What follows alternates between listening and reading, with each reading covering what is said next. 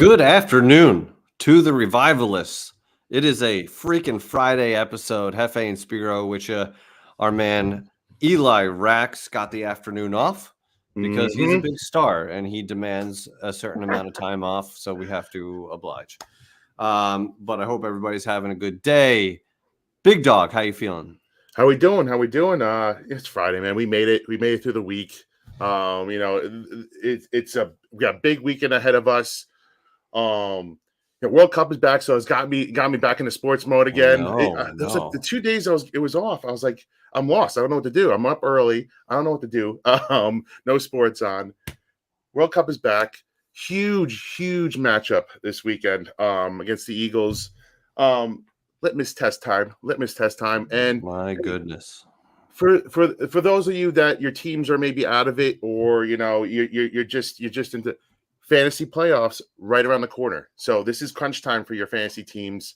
Let's hear from your teams. Let's see where you're at. Jeff, real quick, where you at? Are you sitting pretty? You're in one league, right? So I got 3 leagues going. You and I are in a league together. Yes. In that particular league, I'm currently in first place, humbly speaking, of course. Of course. In the second league, which is a little bit of a Twitter league, some Giants content creators and Giants fans are in there. Humbly speaking, I'm in first place in that one as well. But then my third one, which is the big league, the big buy-in, there's a lot riding on it. I'm on the outside looking in. I'm in 7th place. I need a win, and I need a big win. And I just don't have the horses in that league. Sometimes you just don't have what it takes. So, I got to give you credit, sir. After that, we told the story about how you got auto drafted all the Bengals. You leaned into it, which I totally respect. But you fought your way into a playoff spot. You currently have a playoff spot. You got to win again, right? I have to win, and this is typically where I'm always the what's the bridesmaid, never the bride. You're always the bridesmaid. Yeah. So I'm always finishing in second in big games. I'm always choking when the pressure's on. I need my little guys in my fantasy team to pick it the fuck up. I need to get in the playoffs here. I'm hoping for 3 out of 4 teams. I'm sitting either just above the playoff line or right below it. Oh, it's wow. must win in all leagues. But again, my big money league, it's the worst team I've ever had in my life. It's no joke. Yes. The worst team. I'm like maybe 1-11. It's like, oh goodness. Bad. Yeah. Like everything that could go bad went bad. So I'm literally just like, that's out of the way. Focus on what's ahead of me. That should never happen. I know. A man of your caliber should never be 1-11. It's horrific. But listen, we are on to bigger and better things. Nobody wants to hear about our fantasy teams. That's true. We just like to talk about them. Yeah, listen. We got that out of the way. Let's get into some brass tacks. We are going to the game this weekend, right? Me and Jeff are going to the game. We're going to be tailgating L16. Anybody out there that is going to the game, holler at us. We're going to be there bright and early, getting after it, getting the juices flowing with a couple beers, and then we're getting in to one of the biggest games of the season. I know last week was a big game, but like this for me, Jeff, let's get into it here. We have a special guest, by the way, to talk about this big game here. Very special. Little preview here. John Johnson from a huge radio show in the Philadelphia area, Sports Radio WIP. He's a host of the overnight show, does the morning show for them too, and all. Like, you know what? Should we just bring him in? Let's start talking. Let's just do it. I mean, guys, this is why we're here. Let's get right into it. You know what? There he is. John, appreciate you for coming in. Thank you, sir. Let's talk some football. How you doing, sir? First of all, I'm doing good, guys. You ready to lose on Sunday? Oh, right off the bat, he comes out with it. I respect. I respect it, John, because I have no choice to, because we're gonna most likely get our ass kicked Sunday. But we're gonna talk today. But I like your vibe right off the bat. I'm just I'll tell you this: the Eagles are not the same team on the road that they are at home. Okay. So it's going to be. I know the line right now is 7 points in favor of the Eagles, but it's not a very convincing line. So it's going to be. I think it'll be tighter than maybe, Jeff, you think it might be. Okay, well, let's see. Give us a little shot there. Give us a little shot. Well, he says they're not that good on the road, but like your record at worst is what 5-1. Yeah, record. Well, they're not as good. They're not as good. It's basically it. They love playing at home, and technically true. Hey, but listen, yeah, I mean, you said it, they're 7-point favorites, but we're getting the 3 points for being at home. You guys are still a healthy favorite on the road, and this is a Giants team that's going in a wrong direction right now. But we want to hear from you, your feelings going into the game. Is this a big game? As big a game for the Eagles as it is for the Giants right now? What your feelings going in? Well, I mean, when you're 11-1, doing sports talk radio. It's so much easier to complain than to praise. So it's getting to the point with the Eagles now where it's all about daydreaming about where they can end up, because they've just they've blown everybody away with how successful they've been. Each and every game's important, because if they beat the Giants, they officially punch their ticket into the playoffs and are that much closer to the number 1 seed. It's a division rival. Because of where we are in Philly, we get a ton of Giants calls, Giants fans as well. And our sister station is WFAN, so there's a lot of back and forth with WFAN all the time. So, of course, it's important from that perspective. But in terms of do or die, of course, it's far more important for the Giants. When you guys played to a tie, hold on. You played for a tie against Washington, and then you got to take on the Eagles. Then you have Washington again, right, next week. Yep. So I mean, under the bright lights, I sense the negativity in your voice, or the realism. But remember, year 1 under Brian Dable, who's a great head coach, but he's proving to be a great head coach. Yes, you've already overachieved to this point. I don't know what the bar was at, but from my perspective, they're well above that, and barring a collapse in the final 5 games. So for them to have a legit shot at getting a wild card spot in year 1 with Brian Dable, with so many question marks on the Giants roster, but again, there's far more pressure on the Giants than the Eagles.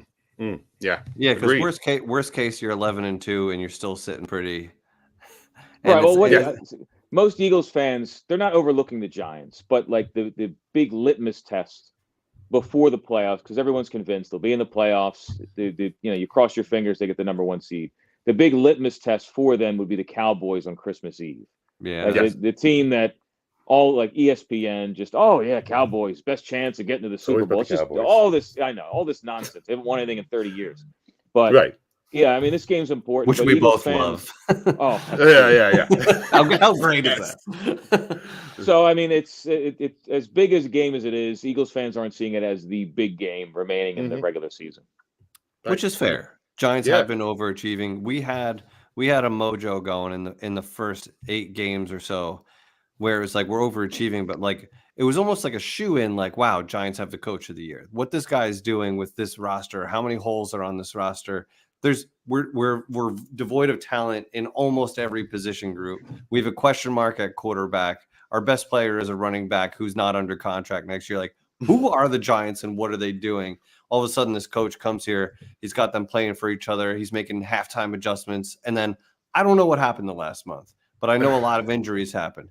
And at one point, we got like 14 starters like back in one. Like we were down so bad against the Cowboys and we lost by 8 points.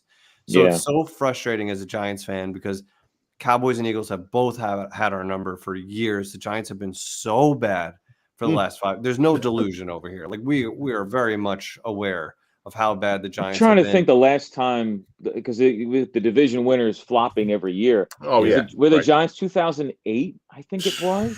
I think it's been that long since they won the division. You might be right, because even 2016, which was our last good year, we were a wild card. Yeah. So you're probably right. It's been a decade. It's been long. I think it's 2000. I think it's actually 2011 or something like that. But it's been that long. I mean, I know with Saquon's status up in the air. I mean, I would be shocked if he didn't play, considering what's on the line for them. It would be very beneficial, not just because of who he is, but because the one weakness of the Eagles defense is the run game. I mean, if Saquon can get rolling, that'll be your primary source of offense against the Eagles, especially at home, and that's what would make it a really close game. Do you still feel like that interior run defense is still the weakness, even after adding reinforcements in recent weeks? Yeah, Joseph adding two guys, Linval Joseph and Ndamukong Suh. Yeah, I mean the guys. And you got Jordan Davis back, right? You got Jordan. I can't believe they rely so much on a rookie the way that they do, but he's the biggest man. He's the biggest man I've ever He's a freak. seen. He's unbelievably big. He's just you can only use him for like 20% of the snaps. He just can't handle the rigors of the season yet. Yeah. I mean, it's helped, but it's the defensive coordinator Jonathan Gannon has always been very reluctant to blitz. He loves just sending 4 people, and at a certain point,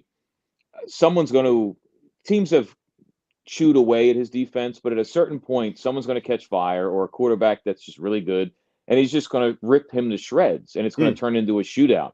I don't think I can't predict that this is going to be the game, but I mean, Daniel Jones has the ability to scramble. So I mean, let's combine the two. Does he scare you at all, Daniel Jones? No.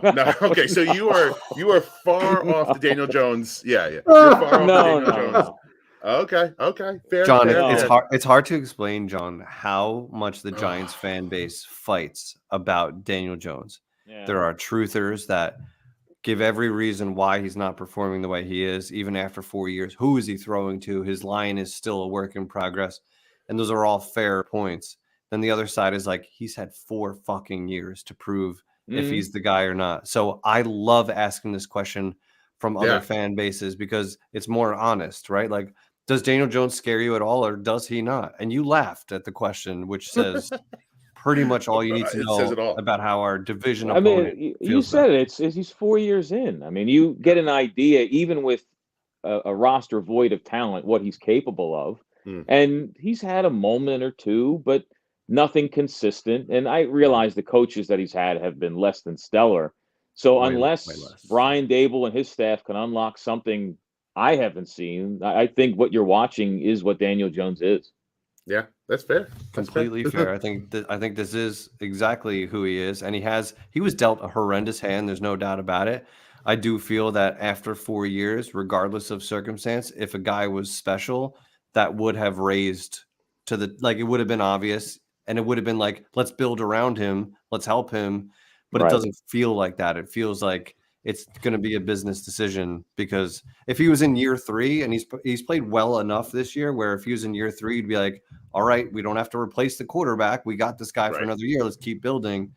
But the fact that he is at the end of his rope, it's going to be very interesting to see how the Giants play this, because I don't know. You look at it too. I mean, considering their record, it's not like they're going to be drafting high. So yeah, 20. If they go out and make a move, I mean, it's a huge. Dable's going to have a lot of decisions to make after the season comes to a close. But who knows? I mean, you never know. You ride a hot streak, and all of a sudden they fall in love with Daniel Jones, and the same conversation takes place this time next year. It's sad, but me and Jeff talk about it all the time. We're like, this is the year. This is the year we're going to finally be able to judge him. This is the year we're finally going to be able to judge him. As long as we get an answer. And now we've said that for 3 years. This is now the 5-game stretch that we're going to be able to judge it. Like, it's literally coming down to the end. But again, if he has a hot end to the season, they get in the playoffs. Who knows? But listen. Daniel Jones stinks. You're worried about Saquon. I'm pretty sure that's the only thing that you guys are really worried about offensively. Giants defense, is it all right? Is there anything about Jalen Hurts that worries you at all, or is he now locked and loaded as your guy going forward, and that's it? Like, the case closed. What I and every Eagles fan has witnessed from Jalen Hurts is just it's almost unprecedented. Countless shows that I did, interviews, I said at the end of last season, we know what he is. Jalen Hurts is a journeyman quarterback. If he's healthy, he can have a 15-year career as a quasi-starter backup, but that's what he is. He's nothing more. What he has been able to do in one off season, the amount of growth and what he has turned into if you want, either he or Mahomes right now, the front runners for MVP, it's unbelievable. And through the first 12 games, statistically, if you're a big stats guy, he's on pace to have the greatest season any Eagles quarterback has ever had. Everybody praises 2017 Carson Wentz. His numbers are better than Wentz's were in 2017 through 12 games. Even in the performances where the team eked out a win, ugly win, stuff like that. He was consistent the whole way. His ability to make wise decisions, he only has 3 interceptions, to put the ball exactly where it needs to be. I'm blown away by him. And it's reached the point, to answer your question, where there's no doubts anymore. He's certainly the guy. He's going to get paid, regardless of what happens the rest of the way here. He's going to get paid big time in the offseason. And I'll tell you this, you may not like hearing this as a Giants fan, but I'm sure we won't. What he has, how, it's more like a life thing. Like you're told in life, work hard, put your head down. People are going to tell you no, just keep grinding through it. Use it as motivation or block it out. Mm-hmm. That's what Jalen Hurts has done forever. Getting benched in Alabama for Tua, and then getting this opportunity with the Eagles, and everybody saying, hey, this is what he is. Come on, he's a nice guy, but come on. And seeing what he's doing now, he is like everything you would ever want. He's like this consummate professional. He doesn't get too high, too low. He doesn't showboat. He calls things the way that they are. Even in a great victory, he complains about what they didn't do right. So he's everything seemingly you'd want in an NFL quarterback, both as a player and even like as a role model for kids. It's You're right. He's really been incredible. You know what's been most annoying about Jalen Hurts is on the field, he's so relaxed and he's making it look easy. And off the field, he just says all the right things. Like he just seems like a good, smart dude who's got a good head on his shoulders. And that is truly annoying as a Giants fan. Like as a member of the media, he's kind of like, he stinks to interview because he's he's not going to give you, which is what he wants. Right. He has a bunch of cliches that he throws out there every single press conference or interview, and he gives you a bare minimum. Right. He knows exactly what to say and what not to say. But something I've found just fascinating with him in recent weeks, when the offense is sputtering, they're not doing well. If you look at some of the star quarterbacks, elite quarterbacks in the NFL, when you're watching these games and they're just chewing out their offensive lineman on the sideline or yelling back and forth with a member of the coaching staff when things aren't going right. Speaking to so many members of the offensive line over these few weeks and a couple wide receivers, they all say nearly the same thing. When they go to the sideline and they're like, they know they let their quarterback down for whatever reason. Mm-hmm. Like when he walks over to them and they say, listen, that's on me. He says, don't worry about it. It's a team thing. We're all going to make mistakes. All that matters is the next set of downs. As opposed to, you cost us this play. You cost us 7 points. Yeah, right. You're right. And all of them have said, and this is, like, it's not what we're used to in football. You're used to just alpha, macho, all the time talk. And, like, there's this shift now. And he's really at the forefront of it. And it's benefited all of his teammates because they have so much respect for him that they're willing to go that extra oomph when things are down, and they'll sacrifice themselves a little more. It's a wild ride what the Eagles have been on this year. He's the anti Kyler Murray. He's gotten better as time goes on. He doesn't pout. He's a hell of a leader. And as a Giants fan, you hate to see it, but I respect him. I respected Donovan McNabb, and I respect Jalen Hurts. There's certain guys that they're good players. It is what it is. Like, we're just going to have to deal with it. But listen, enough going about the Eagles here. I got to talk a little shit. I got to talk a little shit here. Jeff, cue us up here. Shall we? And then I'll give you your chance, John, and you can talk your shit on us. All right, so it's your time to talk your shit. I don't think Sirianni's a great coach. Let's say that. I think that your boy Howie Roseman gave him the perfect roster, just laid it out there on for him, and he has to just not fuck it up. Just stay along on the wheel and not mess it up. When push comes to shove, though, this is where you find out how good your coach is the next couple of games. You're going to find out now. I still have my doubts, man. I think Sirianni, I have my doubts. He does things during the game that I don't understand. He forgets he has Miles Sanders in the backfield a lot for long stretches. I think your coach is not. I think we got the advantage. The one advantage that we have might be Dable over Sirianni. I don't think you got the coach. Let's see. You're going to be blown away by this, but I almost agree with you. Ooh, okay, I'll take it. Sirianni's his introduction was so incredibly embarrassing. Yes. When you went through last year and you hear about these team meetings where he's showing them a flower and telling them how you water the roots, and you're like, what the hell is this? Like, you got a bunch of grown men watching this. They're probably all rolling their eyes, and many of them were. But he has found a way to keep them together as a group. And that's like his thing. Like, he's a big motivational speaker. He's a Tony Robbins. Yes. Yes. But he's a Tony Robbins with an ego. So you wouldn't think this to speak to him, but he will lay into his players when they're not giving it their all or performing properly. And at the end of last season, he relinquished play calling duties to his offensive coordinator towards the end of the season. They shared it, and then he handed it over. And then he announced this past offseason that the offensive coordinator would be calling all the plays with his assistants, whatever that means. Right. And I instantly made fun of him. Like, you're a head coach in the NFL. You're one of 32. It's elite. I mean, you're an offensive-minded guy. You're giving up play calling. You're a phony. Right. Like, you get it. Why are you even here? What's the purpose?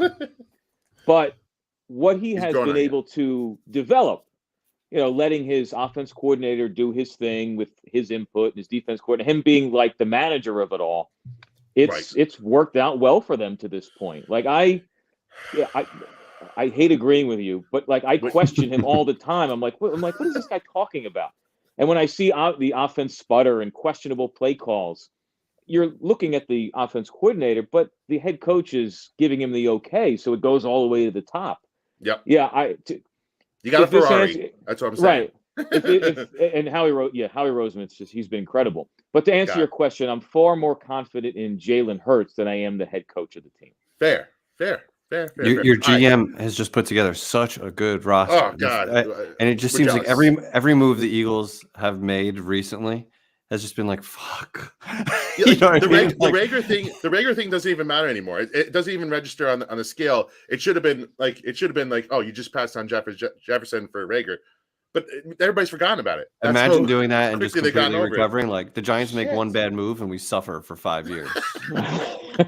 Listen, before the acquisition of the trade of A.J. Brown, there wasn't a day that went by that we didn't bring up Justin Jefferson or DK Metcalf from a couple years prior, because the Eagles have been so void of talent at the wide receiver position, like legit talent, until A.J. Brown and that rapport he's got with Jalen Hurts. By the way, so I had completely forgotten this until I did a show yesterday. Somebody had reminded me.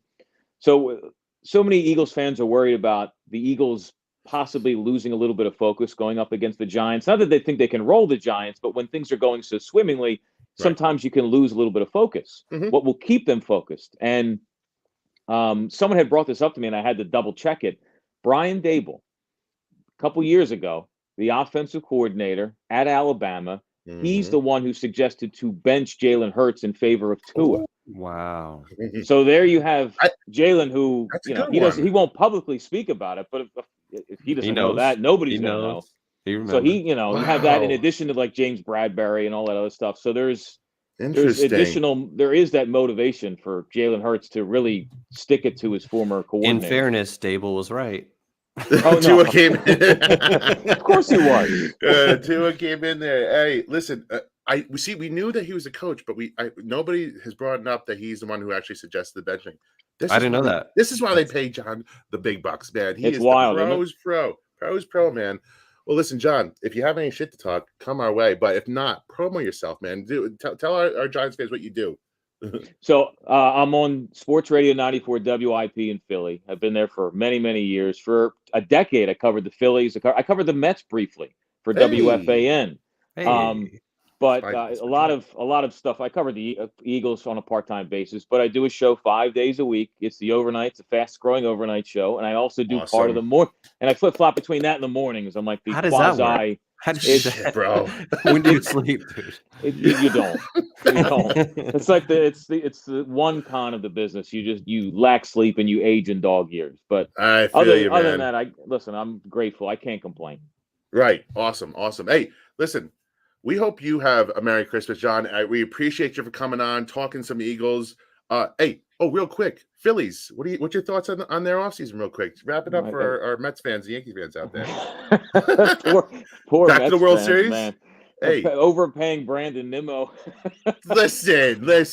He's I love how he laughed when he delivered the zingers. Listen, you got Buck Showalter was amazing in season 1 for you guys, and he's got a short shelf life whenever he takes over a team, so you got to make the most of it.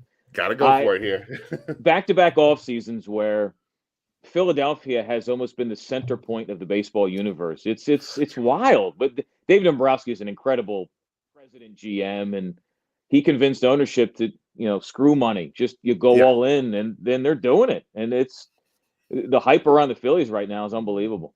I know it's gonna be fun, man. It's gonna be fun to watch. But hey, John, I'll let you go. I know you got big things to do. Rest up before your show. Again, appreciate you. Maybe we'll talk some more week 17. Who knows where we're gonna end up here? Yeah, hopefully it'll mean something.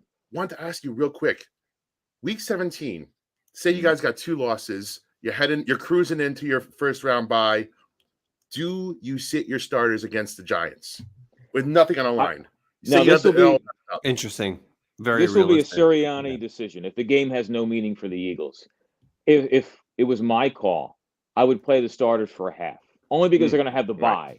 So to sit for 3 weeks the week before, that's way too much time to where you'll come out rusty, and that's how you get upset in the divisional round.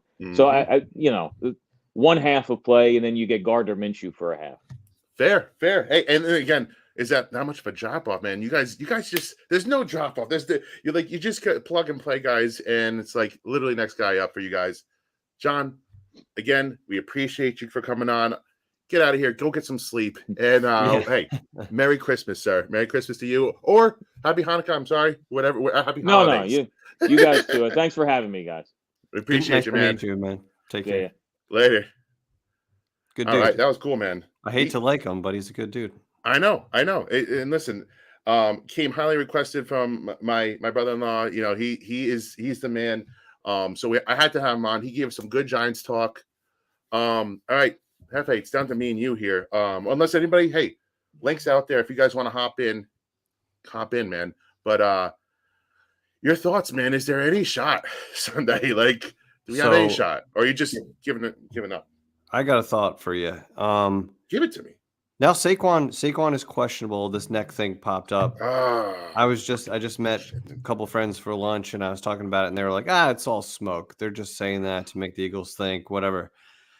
Saquon hasn't been himself in a few weeks. He hasn't been the same threat. He's not looking for work, as I like to say, meaning contact, those nasty yards, like he was that whole fuck everybody attitude. He had like one play in the past 5 games. I can point to where he's not the same dude. It's more than just the line and the play calling. It's him. It's between the ears. There's something that maybe it's the shoulder, whatever it is.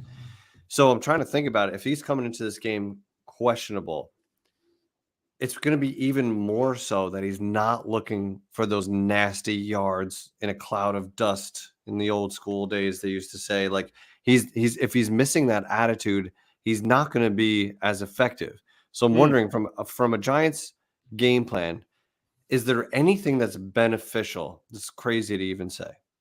Is there anything that's beneficial about him not suiting up to where maybe the Eagles don't know who to focus on? Some other guys, Brightwell, Breida, Breida, are they going to run nasty because they don't know what their future is? They're running as hard as they possibly can. Is there any benefit to this from a Giants side? And this is a bigger issue here, a more general issue. Is this the game you're going all in on? Or do you have a mind of next week is the one that matters more? Like, you have to beat Washington next week. You almost and this is from a fan standpoint. The players can't actually think like this, and the coaches can't. But like, do you go all in on this game, or do you give Saquon maybe 10 carries and maybe only like 15 touches max? Try to keep him as healthy as possible, so that the Washington game he's ready to go, and hopefully ready to take on the rest of the world for the next 4 games after that. It's a huge question, man. But I think there is something to what you're saying. Not that you're not going to address him. Keep his touches very limited. Keep him to outside runs, screens. He's not going to. Don't grind it out with him. Don't let him be the grind out guy. Get Brightwell involved. Get Breida involved. You're on to something there, buddy. Yeah, man. I feel like you're setting yourself up to fail if you're trying to run Saquon between the tackles, which hasn't worked ever. He's not that dude. But if you're trying to do it and he's not fighting for the extra, like if you can get 4-5 yards on first down, you set yourself up for success. If he's not willing to put his shoulder down and get those yards, you're hurting the next couple downs because in obvious passing situations, we're too easy to beat. So, like, I'm worried. Can we throw him a screen once in a while, man? Like, I don't understand why that doesn't happen. You know what? Like, it was last year. Swing pass, maybe? Where, like, Daniel Jones was dangerous with his legs against Philly, where it seemed like for some reason Philly couldn't figure. It was that long run where he fell, where we're all very aware of. But then he actually the ball well against them. He scored on another one against them, which is like 45 yards, something like that. You have to use Daniel's legs, please, and you have to use his arm. You got to use everything that Daniel possibly has, and like, don't be conservative. Don't look past Philly because the Giants. Wink is going to keep us in this game. Can the offense? Can you ring up 24 points against this team? Please. Right? Dude, RPO, you're right. RPO, zone read. And it works a lot of times. But stick to it, Kafka. Stick to it. Come on, man. Like, we need to throw them for a fucking whirl. We need to get an easy touchdown somewhere. And listen, I said this before. If we can get Slayton matched up on Bradbury, we know Bradbury's been having a great year, but he's not a speed guy. Get Slayton matched up on him one time, and you might have a shot at a he can burn. He can burn him. He can burn him. It could be happening. He can burn most dudes. It's just a matter of catch the ball. Yes. And take the shots. You're going to get pass interference or catch it most times. Like if you put the ball accurately, because you can't fight speed, right? And I don't think either corner can stay with them. Yeah, so Slay's quicker than Bradbury, but if you, like I said, if you could find a matchup where you can get Bradbury matched up on him one time, you could take advantage. Saquon has had good games against the Philly in the past. Daniel Jones, and I've said it on the space, he hasn't had a bad game against Philly yet. He's had a couple mediocre ones. He's had a couple good ones. So I don't think he's scared of them. But again, it's Saquon, Daniel. They could do good, but somebody else has to step up. Somebody else has to make. I could see it being like a Bellinger. Bellinger needs to step up. Like, we need him. Like, is Bellinger a good tight end or is he dangerous? Like, I would like to see him like turn that page, right, and become like, okay, we got to fucking pay attention to this rookie tight end all of a sudden. Like, like go watch Shockey highlights. Yeah, that's what I want. That's what I want Bellinger to be a game changer. You can't just flip a switch and become a Shockey, but you can bring a little bit of that attitude if you want to. Yes, and he is a solid tight end, and he's going to be. I like him. I like him a lot, and he's doing a good job. But bring that attitude so that you become dangerous. You become something else that they have to worry about. If Bellinger can do that, much needed on this Giants offense right now. Sarge actually brought up a good point about Jones. He's due for a bad one. You could say that. You could say that. Who's due for a bad one? That Daniel Jones is due for a bad one against Philly because he hasn't really had a bad one yet. That's the spirit. It's listen again. I'm going to wrap up on what I think about this game. At first, I was like, oh, it's the big bad Eagles. We're going to get smoked. Worry about Washington. But now I'm psyched for this game, man. I don't win or lose. It's a litmus test for Brian Daboll, for Daniel Jones, Saquon, this whole team. We got to see how we stack up against arguably the best team in the NFL. It's like a very good argument. It's a very good argument for it. Are they the best team in the NFL? So can Brian Daboll coach the shit out of this game and keep us in it? Even if they stay in it, I'm actually going to be okay with it. Stay in this game. Don't get blown out. So we're going to the game, right? Yes. And it's going to be shitty weather and everything out there, too. So it was me and Carlos at lunch. We had our third friend with us who was like, so when do you leave if the Giants are getting – and he was like, is it halftime? I'm like, you never fucking leave at halftime. First never. And he's asking questions like that. And I'm like, it started to get me pissed off as like a former athlete. Like, no, you don't fucking quit. You don't lay down against anybody. If anything, you get amped up to play the best team. Like, you have a chance. You have a chance to make some magic. Right. I see we got a special guest here, Richard Judge, who we've talked to so many times in the chat, and it's nice to finally have him on. What's good, buddy? Thank you for coming on, Richard. Hey, you're live, buddy. You were live. we can't hit. All right, we got you now. We lost you for a second on the video. Hey, Richard, thanks for coming by, man. Invaluable time with you. Millions of people are so happy that you just dropped by feel free to jump back in. Fan with the mic is saying it here. The 7 points. A lot of people think that the Eagles are going to smoke the Giants. In your mind, the spread probably should be a little bit higher. So they want you to 9.5. Yeah. So like 6.5. If like they're begging you to take Philly because they think it's going to be a blowout. Just saying, the public is typically wrong. Let's see if we can get Judge back in here one more time. Let's try this again. Rich, come on. Hey, Derek. Now you're clean. You're good to go. How we doing, sir? I clicked on the button. Oh, man. What's up, man? Okay. How we doing, guys? Good. We're doing good. Man. How you feeling about this game? What you got for us? Giants going to win. Point blank. How are the Giants going to win? Undermanned. They have no opportunity, but the Giants are going to win. Give us how. How do they win it? Well, if someone could play, that's a huge win for us. And Daniel Jones is going to have to step it up and lead the charge. And hopefully we can have some wide receivers that can actually step it up, especially that come on from the practice squad. We need our wide receivers that actually come on to step it up. This is their time to shine, make a good name for themselves. So this is what's going to have to take to beat the Eagles. Look at a guy like Hodgins, right? Defense is going to keep us. Hodgins is good. He's an upcoming rising star. He just needs to keep working and keep it going. And our defense is the one that's actually going to keep us in the game. Yeah. It's a turnover battle thing. Keep us close, and our offense produce, we can win this game. Hey, Jalen Hurts is due for a bad game at some point. Like, sure, like a real stinker. Look, you can't go through a whole season, right? Like you can't go through a whole season with just immaculate games left and right, right? We know he's good. We know he's damn near great. You can't allow him to run all over the field. No. Yes. You're right. And listen, last time he came to New York, he had a bad game. Let's hope that's in his mind. You know, the wind's swirling. It's gonna suck because I wish we had Adoree Jackson and McKinney for this game. I really wish we had them. They would have taken away at least one of the wide receivers. You're now hoping them. Front seven's got to get to the quarterback. That's it. Turnover battle is going to be huge. Eagles turn the ball over. They're like up there in sacks. They're up there in interceptions. They're really good, man. And the only way you have a chance is to have long, sustainable drives where you keep Hurts off the field. Like that is anytime you see an offense that's really good, when they get beat, it's because they're not on the field enough.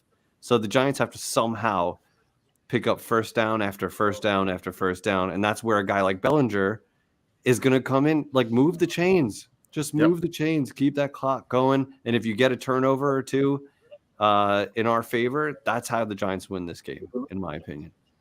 Hey, Rich, we appreciate you coming on, man. Eye injury, right? Bellinger, you can't expect him to do much. And see, he played last he's getting his footing back under. Nick Casey missed like 3 games. Like, come on. He's physical. Hey, Rich, we appreciate you, man. We're hoping for the best. We're riding with you on that Giants victory. And hey, thanks for calling in, man. And we hope to hear from you again soon. Don't be a stranger. Richard, great to meet you, brother. Thanks for coming on. Great to meet you, my man. Later. All right, we got another very special caller. Did you see him back there? Very special caller. This guy's been on once or twice before. Maybe you guys have heard of him. He's actually pretty famous. Let's see pretty famous. Yeah. Hey. Oh, there he is. I made it. I made it to the big stage. I made it. Round of applause. Round of applause. Round of applause. Round of applause. It just feels so much better. It's like instant. It didn't feel right. It didn't feel right without you. Let's go. Cheers, gentlemen, man. I had to chime in. I was in the background. And I was like, man, stars align where I can jump on with my brothers just for a little while, man. Talk some Giants football. I hear everyone super confident in this chat, man, about the Eagles. You want to know something crazy? You guys are going to kill me, all right? And I'm going to lay this out here. You know I don't bet, right? You guys know I don't gamble. You leave that to us, yeah. I leave it to you guys. So I'm going to do something, and I'm going to say something. Oh. You're going to think I'm crazy, but I'm going to bet on the Giants, man. Whatever the spread is, whatever's going to go down, I'm gonna bet the Giants, and I think the Giants will come out with a win. Something's just in my gut. Now, are you betting the Giants to cover the 7 points or to win? You want the points. Yes, there you go. Taking the points. Smart. So I think the Giants, they're not going to get blown out. I think it's +7, right? They're getting right. If I'm so not let's mistaken. listen to me. Let's wait this out because I think people are still going to bet on the Eagles here. The spread's going to go up. Let's hope it gets to 7.5, 8 points. Gives a little more breathing room. Yes, that's true. But think about it, Speed. Do you really think they're going to get blown out in this game? They really haven't all season long. If you really think about it, they haven't. So they haven't. The most is the 7, right? So we haven't played the best league in the team yet, though. Granted, this is a top 3 this is team. The team Without a question. This is a top 3 and team. It's a divisional opponent. No matter what, they always play harder for a divisional opponent, right? So Shitty I'm thinking, weather. Exactly. So you gotta go and get the Giants here, man. I think they're gonna cover this thing. You know what? I don't know. You know what? I can't stop thinking about is Thibodeau, because that guy is such a humble. He doesn't say a lot, but you could tell he's got a world of confidence, right? And I fucking love that about him. Mm-hmm. He has got to be out of his mind thinking about this opportunity right now in front of your Giants fans. You've got this beast of a division opponent coming in that people are like great tackles, rolling out the red carpet to the NFC Championship and beyond, rightfully so. He's got an opportunity to like make a real difference against a very good O-line. Like he can wreak havoc in this game, and he is the kind of guy that could have a surprise game that it's like, holy shit, that strip sack recovery, like that is the kind of play that you need to beat a team like the Eagles. He's coming on at the best time. I can't stop thinking about it. You know, and I'm glad you're thinking about that. You're right, and I'm glad you're thinking about that because all they got to do is contain and he got to go attack, right?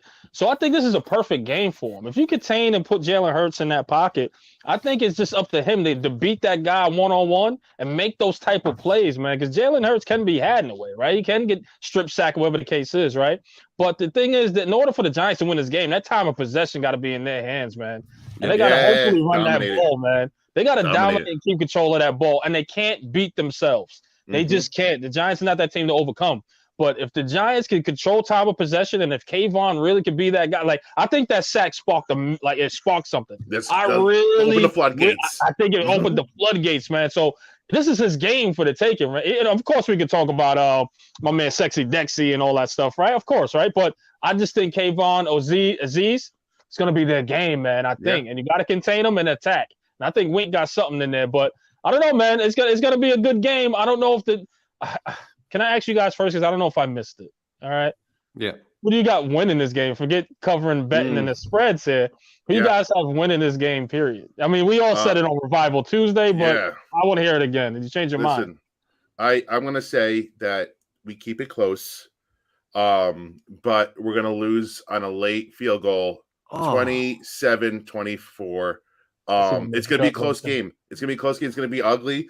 The weather is lining up for us to get an upset, but they fight hard and they're gonna take that momentum into the Washington game. If you fight hard and losing a last second field goal, I think most Giants fans are gonna be okay with that. And as a team, you're gonna be even more okay with that. But that's my 27-24. We lose. It's the first time I'm picking us to lose all season long.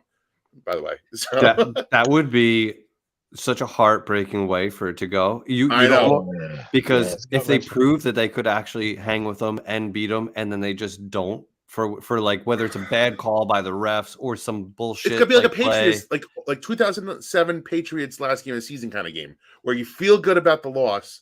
That's how in my mind it's going. Make losses fun again. You've been saying it. hashtag make losses fun again. Let's go. We haven't even had to say that. That was our mantra in the offseason, and now there wasn't that many losses to talk about. Let's have fun, guys. Let's have a fun night on Sunday. Have some fun day on Sunday. Listen, FA. You guys are gonna be there. Vibes. What's your take? Give us your take. Listen, man. And I hate to be the Debbie Downer here, right? But I was ready to Debbie Downer. Listen, man. Unfortunately, that offense is just too good. Jalen Hurts is like MVP level at this point, man. That team is very well coached. So are we. But the depth and that roster, man. No, I think so. I give him credit. They have a great roster. But they have a great roster, right? I think everything is built perfectly to make a run in this playoffs, right? So with Jalen Hurts playing the way he's playing, which we all thought Jalen Hurts was going to be a bust, let's be honest. This is why I say, hey, let me give a little more to the coaching here. And Jalen Hurts has been playing some good ball, man. He's in a good system. He's been doing awesome. He did, man. So I got to say, man, Philadelphia is just too powerful for the Giants, and I have the Giants, unfortunately, losing that one. For me. I'm going to say 14-21 Philly. 14-21 Philly. All right. Jeff, what you got? I just hate this part of the show. I hate it. I think they are overpowering the Giants on every line, on every side of the ball. Like, they're better literally in every way. Like, what advantage do the Giants have? Like, in the first 7 or 8 games, you could say the Giants have a coaching advantage. So we make the halftime adjustments. We can play with anybody. We have it. Doesn't feel like the offensive play calling and the coaching edge has been there in the last month. So you're not going into this game with that edge, which you absolutely need, unless they somehow. This is a Dable game. Yeah, you have to find out how good Dable is. I will say, Spiro, great point. This is a game where Dabes gets back in the conversation for Coach of the Year if he somehow finds a way to scheme this up. You're right. And get the Giants a win. Yep. But like, let's say even if the Giants lose, but it's well thought out, then you can say, well, he's still Coach of the Year, right? Yep. I would say. So, but this has to be his game. Like, Sirianni's not. He's not a bad coach. I think he's got them playing together and everything, but he's also got a phenomenal fucking roster. Like, phenomenal head to toe with a great GM who, like, the fact that they have the Saints first round pick next year just makes me absolutely sick. God. And so, the rich got richer. The rich got richer, dude. So, like, how many coaches could have success with that roster? A lot, because they're going to win one-on-one battles on a consistent basis. He just doesn't need to fuck it up. No matter what your scheme is. Right. But what Dabes is doing with a roster that was depleted of talent and then injured, it's insane what he's doing and what he has done already. But, like, realistically, this is like a 31-20 Eagles win. Ooh, okay. All right. You say not covered. Not covering. I think that's, but like anything better than that. But that could be like we're in the game and the Eagles just score a touchdown late. Like, you never know how it plays out that way. But the Giants, I just want to see them attack on both sides of the ball. Be aggressive. No conservative shit. Take shots with Slayton. Like, is it fucked up to say Daniel Jones is not throwing enough interceptions? You know what? I actually said something like that. I actually said something like that this morning, right? I said, what do you got to lose at this point? Let him go. Let the mistakes happen. Let him go. But at least you can say, you know what? He tried. He tried on that one. You know what? It just got broken up by good play. Play. I'm not saying throw it up. Just throw it up just to throw it up. But I'm saying, hey, if it's something smart and the DB just made a great play, you can say, you know what? He was gunslinging. He made that work, but the DB just made a good play. You know what I mean? But at this point, you got to see what you have in your quarterback. Let it rip. It's only 5 games left. Correct me if I'm wrong. Yep. Let him go. Let's see what we got.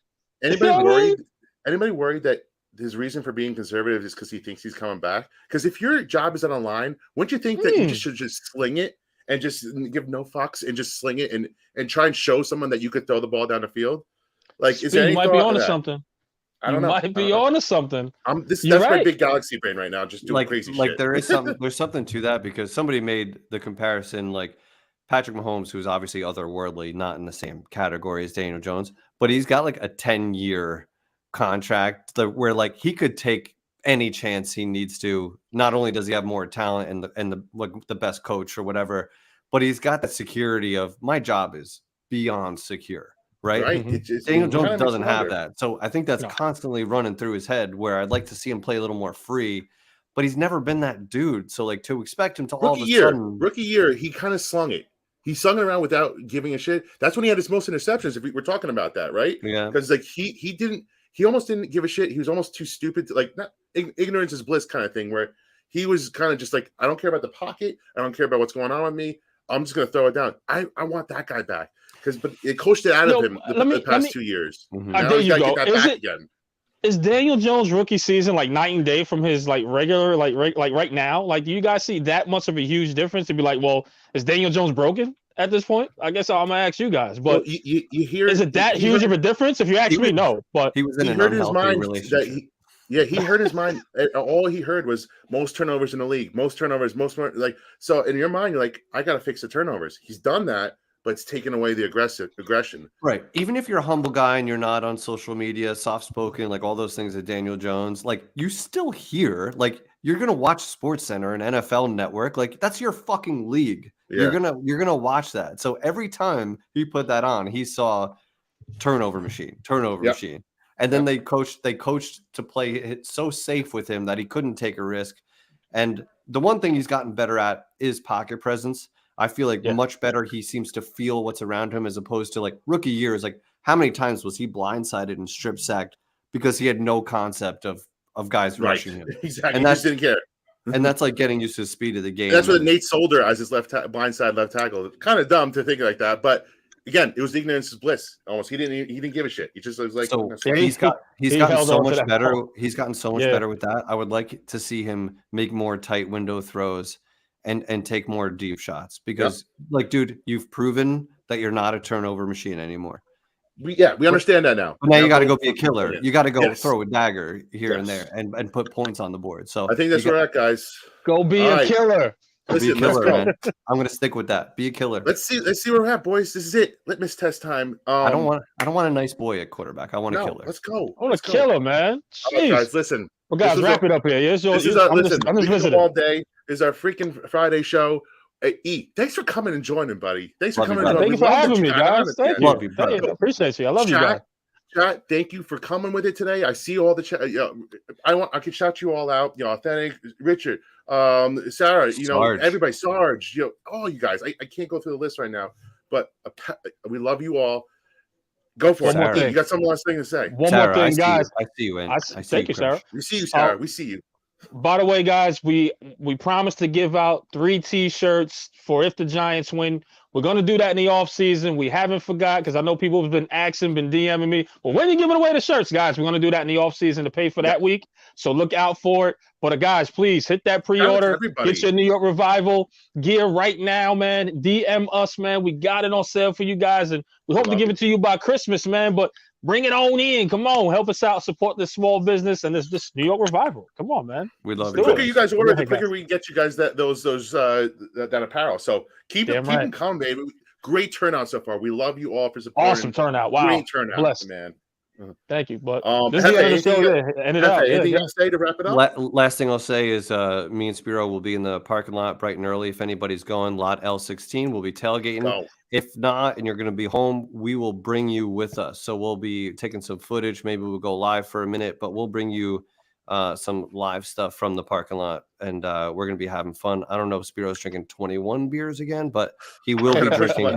He'll be drinking heavily. But I'm looking forward to it. I can't wait. I'm going to be amped up. If the Giants win, I may never come home Sunday. I may just party in the parking lot and just deal with whatever happens at home. Good ITGW, man. Good ITGW. If the Giants win, I'm not going home. I'm not coming home. Sorry, babe. Giants won. I'm out. Good luck with the kids. All right. Hey, E, now that you're here, wrap us up, man. Oh, yeah. All right. Listen, man. Guys, this is the Friday episode of New York Revival. I'm usually not on. These 2 guys, the betting show right here. These guys have been killing it, man. So support the Friday show as well as the Tuesday show. But, guys, this is New York Revival, man. We want to thank you for spending your Friday afternoons with us, man. And we out of here, man. You guys know what this is. Mr. Glass Half Full, Spee if you nasty, my guy El Jefe, a.k.a. White Jersey, a.k.a. Blue Jersey, a.k.a. Damon Daniel. And this is Eli Rax, a.k.a. Vibes. Blessings. Love. Y'all be well.